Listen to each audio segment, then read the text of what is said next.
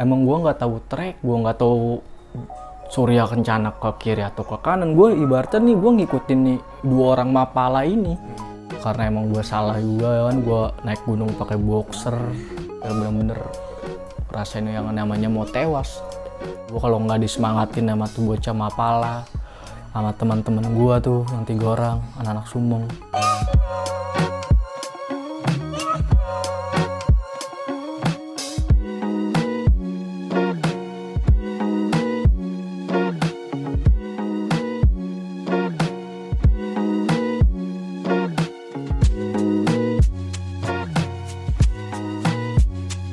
Bismillahirrahmanirrahim. Assalamualaikum warahmatullahi wabarakatuh. Kembali lagi di channel gue Safdi. Di video kali ini gue lagi sama Bang Reja nih. Apa kabar nih Bang Reja? Alhamdulillah baik. Nah, Bang Reja ini dia mau ceritain pengalaman pendakian pertama dia ke Gunung Gede Via Putri ya Bang? Iya benar. Sebelum kita masuk ke videonya, jangan lupa like, share, dan subscribe channel gue supaya gue bisa lebih berkembang lagi dan gue bisa lebih kreatif lagi.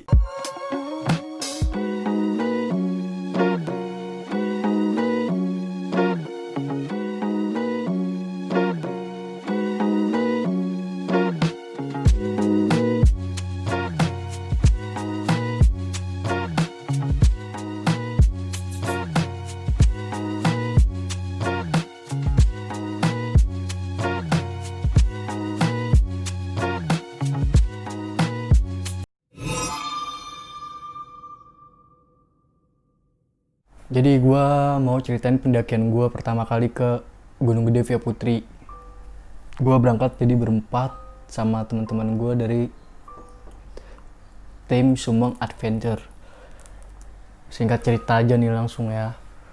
Gue nyampe desa Gunung Putri sekitaran jam setengah tiga subuh. Itu gue mutusin akhirnya buat homestay. Bayar gocap di situ buat nyampe jam 9 karena di situ start jam 9 pagi bang. Udah jam 9 pagi, akhirnya gue mutusin jalan. Tur rombongan dari mana aja banyak sih emang lagi banyak itu yang naik, yang lagi ngedaki. Nyampe akhirnya ada tuh ke tempat Simaksi. Tempat Simaksi gue diperiksa-periksain lagi, gue di situ emang udah bohong. Ditanyain bawa sleeping bag atau enggak, gue bilang enggak. Gue bilang bawa. Satu orang itu sleeping bag di Simaksi. Seharusnya satu ya? Satu orang satu bang, itu harusnya tuh diperiksa tuh. Di gede diperiksa. Man gue emang udah nekat bohong udah. Gue bilangnya ada. Udah nyampe situ kan, masa gue harus turun. Udah ada, karena gue diizinin dah tuh jalan. Ya singkat cerita gue akhirnya ketemu udah tuh sama rombongan anak-anak mapala. Itu gue belum masuk hutan ya bang. Masih di kebun-kebun tomat, wortel. Karena gue singkat cerita ketemu rombongan mapala sekitaran Mapala Bogor ya. Sekitaran 9 orang 10 orang dah tuh. Gue minta gabung sama dia, gue bilang gue nggak tahu trek bang, berempat bang. Gue naik gunung baru bang, pertama kali nih. Oh tadi ya udah barengin aja bang, kita jalan bareng-bareng. Kita jalan nyampe pos 1, pos bayangan, pos 2, di pos 3 baru gue berhenti tuh. Gue berhenti sekedar ngopi, buka makanan cemilan kayak roti kan. Gue juga bawa roti, beli roti. Salahnya gue nggak bawa madu sih. Itu dia bang. Gak ada yang bawa madu dari berempat itu. Gak ada yang bawa madu. Oh, berarti lu berhenti di pos 3 tuh bang? Di pos 3 istirahat, ngeres, ngopi sekitaran 15 menit lah. Nah di pos 3 itu gue udah ngerasain yang namanya dingin tuh bang. Gue nggak tahu yang namanya di gunung itu dinginnya tuh kayak apa. Itu emang gue baru pertama kali tuh yang namanya di gunung, baru ngerasain dinginnya itu ya begitu, gokil. Badan kalau diem dong makin dingin bang. Iya benar. Karena gue mutusin tuh udah kebangetan dingin, gue mutusin buat ayolah jalan lagi lah, kita ngapain berlama-lama di sini, gue bilang kan. Di pos 3 itu sekitaran jam berapa ya gue ya? Jam 12-an lah. Jam 12 di pos 3. Kira jalan lagi, jalan. Ketemu pos bayangan lagi dah tuh gue. Nah di pos bayangan lagi di situ, di pos bayangan itu rame tuh bang, rombongan bang pendaki bang. Dari Bekasi kalau nggak salah. Sempat kenalan, ngobrol-ngobrol juga. Fotonya juga ada, nanti ada fotonya kok. Rame juga dah tuh gue. Jadi tuh di rombongan itu pendaki gue baru tahu ada yang bawa mangga. Bawa mangga bang, aduh. Makan mangga di sana enak banget gue bilang. bener-bener enak, nikmat banget gue bilang makan Dan mangga. mangga kemarin bang ya. Gue juga nggak tahu dah tuh dia mangga bawa apa metik. Ke gue ngerasain mangga, makan dah tuh bareng-bareng, enak buat. Akhirnya gue jalan duluan tuh, gue berempat sama anak rombongan Mapala mutusin buat jalan duluan, jalan. Nyampe gue di pos 4. Di pos 4 gue berhenti lagi. Tuh buat dari pos Bayan ke pos 4 treknya itu udah bener-bener parah bang. Pohon tumbang di mana-mana itu, gue nyari jalan. Ini gimana nih kita nih biar bisa masuk ke jalur itu? Kita mau nggak mau kan gue harus motong jalan lagi karena ada pohon tumbang, bener-bener nggak cuma satu pohon tumbang gitu. Bener-bener banyak pohon yang tumbang, jadi nutupin jalur. Akhirnya tuh anak Mapala nyari jalan kan, melipir. Akhirnya ketemu juga tuh jalurnya lagi kan buat nyampe ke pos 4. Jalan, dapat jalur, baru jalan lagi gue nyampe ke pos 4. Di pos 4 gue berhenti lagi tuh, karena di pos 4 itu udah mulai banyak kantin bang, banyak orang-orang dagang, semacam kayak dagang gorengan, kopi, semangka kan. Karena gue di situ mutusin makan dulu tuh. Gelar tenda bang? Enggak gelar tenda. Cuman sekedar makan gorengan aja bang. Itu gocap aja nggak nyampe sampai Surken. Gorengan, teman gue emang brengsek tuh si Raka. jalan gorengan ditaruh pinggir habis. BTW ini pendakian tahun berapa nih bang? Ini 2017 ya? 2017 kalau nggak salah ini gue ngedaki Gunung Gede via Putri. Gue sempat makan dah tuh, ngerokok. Sempat lumayan lama dah itu di situ. Karena ada satu rombongan tuh bang. Wah, gimana ya ngeliat. Itu di pos 4 itu ada anjing. Gue baru tahu tuh yang namanya di Gunung Gede, setahu gue tuh anjing yang banyak tuh di Gunung Kencana. Di Jawa Barat juga, itu ada anjing satu. Ada cewek juga satu tuh, pendaki tuh. Bener-bener cakep itu cewek. Meluk anjing sembari makan semangka. Bikin pengen ya? Ih, cakep banget bang, ceweknya bang. Pendaki cantik ya? Nah iya. Di tag nih nanti pendaki cantik. Kemarin baru nikah dia. Iya. Kira udah dari situ sekitaran 45 menitan gue lanjut jalan lagi. Buat nyampe ke simpang apa namanya gitu ya. Nah di situ gue sempat nyasar juga tuh. Karena sebagian dari anak Mapala itu yang satu ada yang tidur bang. Di pos 4 itu ada yang tidur, ketinggalan jadinya tuh, nggak tahu. Kecapean kali dia. Entah itu capek. Jadi di antara Mapala itu ada pemula juga. Di anak Mapala itu ada yang pemula juga. Nah, gue jalan-jalan sama anak tuh Mapala, nggak taunya satu orang ada yang ketinggalan kan, dicari-cariin, nggak taunya dia tidur. Gue asik-asikan tidur, gue bilang. Tidur di pos 4. Mau nggak mau kan gue nungguin. Gue nungguin di tempat pohon-pohon tumbang gitu, gue nungguin bareng-bareng sampai gue ketiduran juga kan. Nah akhirnya di situ mau nggak mau anak Mapala mutusin bagi 2 grup dah tuh. Ada yang satu jemput si dia ada tuh yang ketinggalan tuh di pos 4. Yang satu lagi langsung berangkat ke Surya Kencana buat nyari spot tenda, buat masang tenda biar nggak kena badai kan.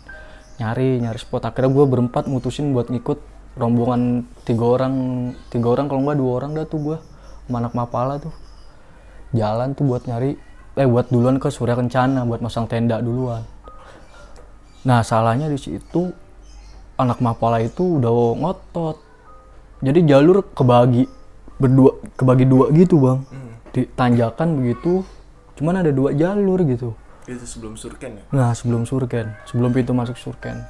Bingung deh tuh kan, mau yang satu bilang kalau Surya Kencana ke kanan. Cuman sebelumnya dia dorong udah pernah katanya ke sini. Ada yang bilang ke kiri, enggak ke kanan. Udah akhirnya ngikutin yang satu orang gitu kan. Jalan ke kanan dah tuh gua. Jalan ke kanan nggak nyampe. Katanya kalau udah ngelewatin nih jalur, nanti bakalan ada kayak ketemu pohon ranting-ranting gitu kayak terowongan bang. Cuman nggak nemu. Akhirnya udah jalan sekitaran 35 menit, gue muter balik lagi. Jalan balik lagi gue ke jalur turun lagi, masuk jalur kiri baru. Nah ini kejadian begini juga ada nih bang, sebelumnya bang. gue pernah nonton juga orang masukin jalur yang gue masukin juga tuh lewat kanan. Itu dia nyasar 3 hari. Nembusnya bukan di bukan di Cibodas, bukan di desa Gunung Putri, nembusnya kemana, ke Cianjur. Tuh, itu kalau gua ngikutin terus jalur kanan bisa-bisa udah Cianjur. Wah, udah ngaco. Dari Jagung. Karena turun lagi deh tuh gua. Lewat jalur kiri benar kan ketemu tuh ranting-ranting kayak terowongan. Foto sebentar deh tuh gua di situ. Foto-foto jalan terus baru nyampe Surya Kencana tuh. Oh berarti sempet sadar tuh bang ya, pas udah lu ambil kanan sadar nih kalau ini emang udah salah jalurnya ya. Gua gimana ya bang, dibilang sadar ya gue emang nggak tahu trek bang. Emang gue nggak tahu trek, gue nggak tahu Surya Kencana ke kiri atau ke kanan. Gue ibaratnya nih gue ngikutin nih 2 orang Mapala ini. Gue ngikutin dia orang doang, malah dia berdua malah debat ya? Iya lah, gue bingung kan. Udah gue ngikutin dia, akhirnya bener kan ke kiri. Udah tuh nyampe tuh Surya Kencana. Itu emang luas itu Surya Kencana. Edelweiss juga lagi tumbuh-tumbuhnya. Sampai gue di situ udah mau maghrib tuh bang, sekitaran jam 6-an lah. Sampai situ, kira nyari spot gue buat bangun tenda. Emang luas banget. Dapet spot biar gak kena badai, gue di kali-kalinya dah tuh. Nah di sini nih gue nih yang ngalamin yang namanya hipotermia. Karena emang gue salah juga kan, gue naik gunung pakai boxer. Terus jaket bukan jaket gunung, sweater yang gue pakai. Baju basah, baju nggak gue ganti. Jadi sampai parah banget gue ngalamin hipotermia, hampir bener-bener rasain yang namanya mau tewas. Bener-bener ngerasain mau tewas. Hampir tewas tuh bang. Wah parah bang. Ibaratnya dibilang mau tewas udah parah banget. Gue kalau nggak disemangatin sama tuh bocah Mapala, sama teman-teman gue tuh yang 3 orang anak-anak Sumeng, masih disemangatin aja, tiap malam disemangatin. Lebih parahnya lagi, baru jam 7 gue lagi hipo, badai dateng bang. Badai, hujan benar-benar gede di Surken tuh, tambah badai. Saya tahu gue nih ada mati, pikiran gue udah ke situ aja, mati nih. Kalau tenda sampai terbang kan gak lucu, kayak udah badai. Gue masih begitu juga kan, masih ibaratnya masih kedinginan juga. Sleeping bag cuman bawa atu, gue yang make sleeping bag. Matras cuman bawa atu, gue yang make juga. Itu teman gue 3 orang ya tidur jadi nggak pakai apa-apaan. Raka lagi minta pulang, badai dateng minta pulang, orang ada di Surya Kencana minta pulang. Deketan puncak bang ya daripada base camp. Akhirnya gue pas paginya, gue badai udah lewat. Gue juga nggak ngerasain yang namanya bermalam di Surya Kencana bang, nggak ngerasain yang namanya apa ya, dinginnya Surya Kencana di malam hari. Gue bener-bener nggak ngerasain itu di situ. Gue cuman tidur ngeluh. Dibilang tidur mah enggak, cuman ngeluh aja. Gue nggak berani namanya keluar ngeluh karena gue emang kedinginan terus. P3K juga bawa seadanya. Kira gue bener-bener nggak nikmatin malam, teman-teman gue juga nggak nikmatin malam. Baru gue nikmatin Surya Kencana itu sekitar jam 10 pagi tuh. Gue ngelihat matahari muncul, baru gue berani keluar tenda. Matahari muncul, keluar tenda gue langsung. Biar badan gue kena matahari dah ibaratnya ya. Angetan bang ya? Jadi dari situ gue emang udah niat misa bang. Sama anak Mapala? Sama anak Mapala itu. Anak Mapala turun lagi lewat Via Putri, sedangkan gue lintas lewat Cibodas. Kira sekitaran jam setengah 12 gue naik dah tuh ke puncak Gunung Gedenya tuh. Gue dianterin sama 2 orang Mapala itu. Dianterin sama dia, lu gue anterin sampai puncak. Ya udah bang, gue bilang ayo anterin dah tuh sampai puncak. Sampai puncak nggak lama sih, 45 menit lah. Jam setengah 1-an gue sampai di puncak.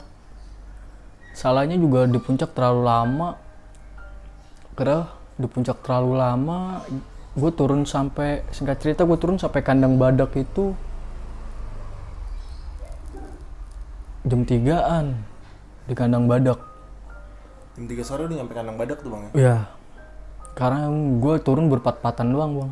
Tuh gue juga udah dak-dikduk juga tuh turun berempat-empatan, berarti nggak ada yang tahu trek kan. Sebelum kandang badak gue ngerasain yang namanya turun tanjakan setan tuh.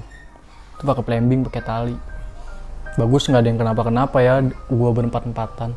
Akhirnya gue turun nyampe kandang badak sekitar jam 3. Di kandang badak gue nyampe udah hujan tuh bang. Udah hujan deres, udah deres banget. Wah, tak gue gimana nih? Mau nggak mau gue gelar tenda lagi kan. Ngabisin logistik dah tuh. Logistik gue bagusnya gue masih ada nugget, bakso sama beras. Bikin dah tuh masak. Sayangnya nggak jadi nasi, jadi aron. Nggak jadi nasi, bener jadi aron. Mau nggak mau gue makan tetep. Makan segala macem. Udah hampir 4:30 tuh bang. Karena emang takut juga bang, gue ngerasain jalan hujan tuh gue juga udah takut kedinginan lagi. Tapi gue jas hujan bang? Bawa. Cuman akhirnya mau nggak mau kan, udah paksain buat turun. Sebelum gue turun jadi gue ketemu ibu-ibu bang. Ketemu ibu-ibu gue lagi nyuci apa ya, nyuci panci kalau nggak salah kan, nesting lah.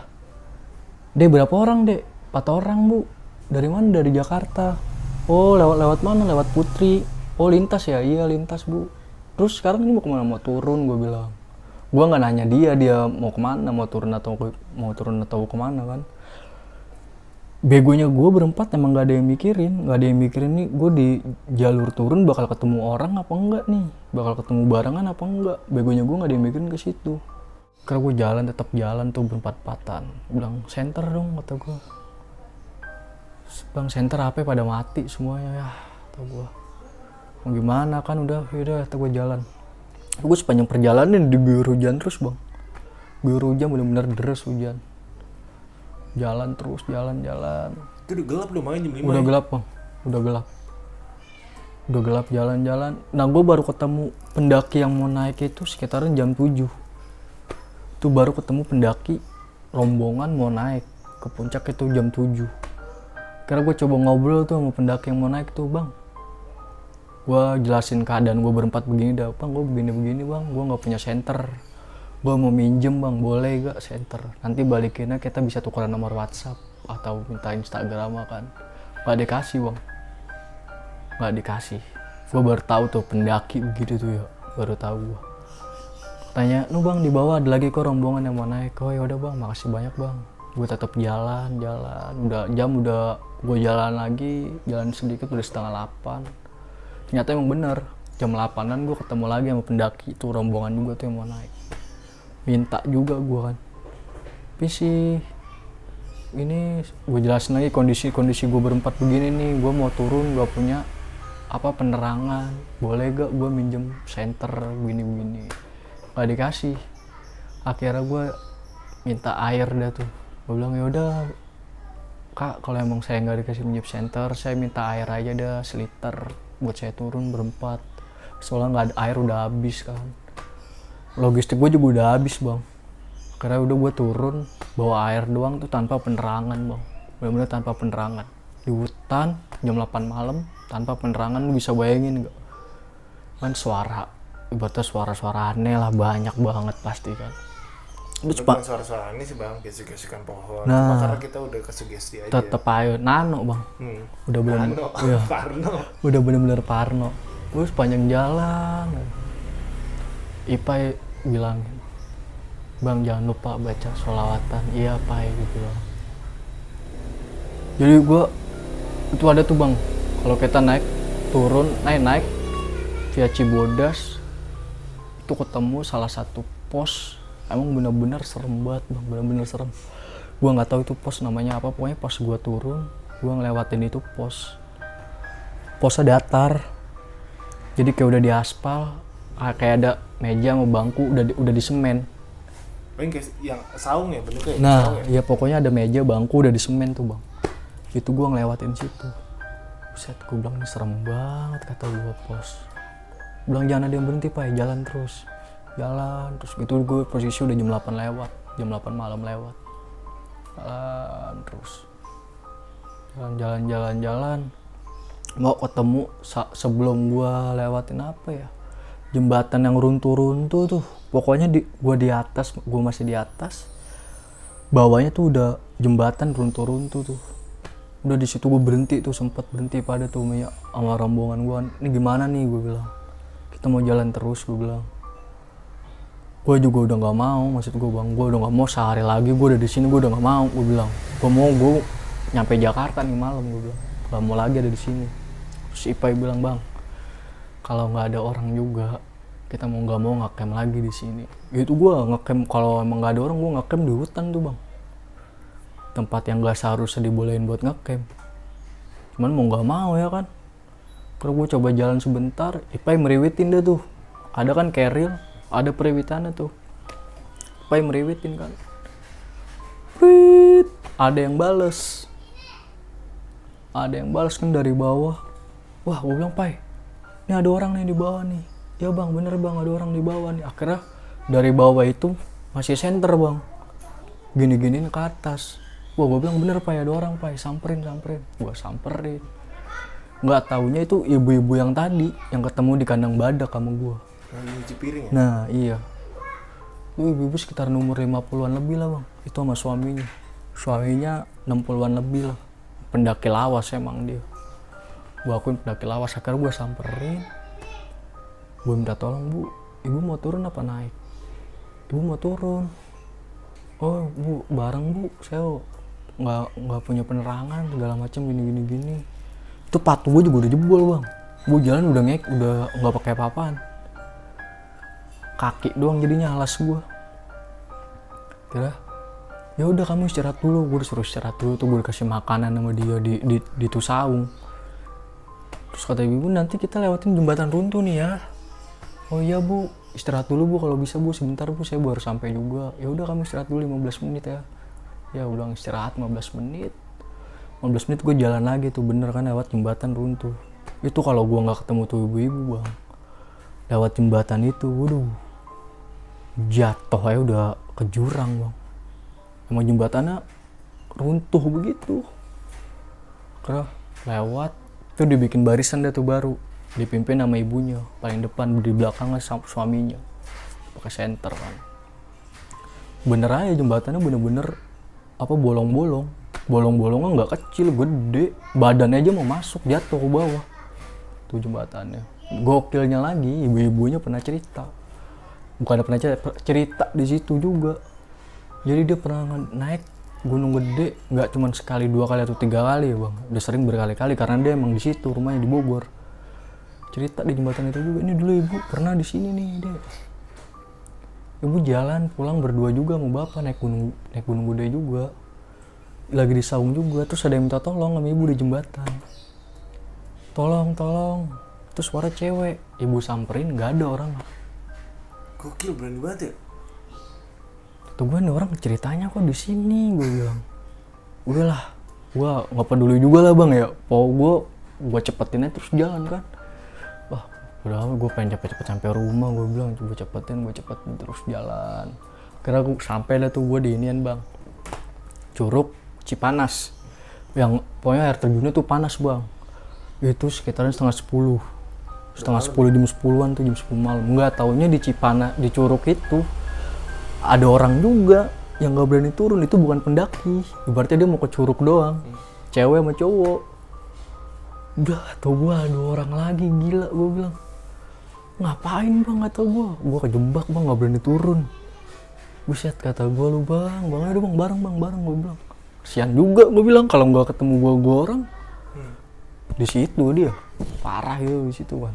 Soalnya sebelum kita nyampe tuh Cipanas ada tempat ngecamp kan, antara jarak ya ini tempat ngecamp buat ke Curug 10 menit sampai lah. Nah di tempat ngecamp itu pernah ada yang mati bang, jadi ketiban pohon tuh, ketiban pohon nimpa tenda, mati sadadanya di tenda.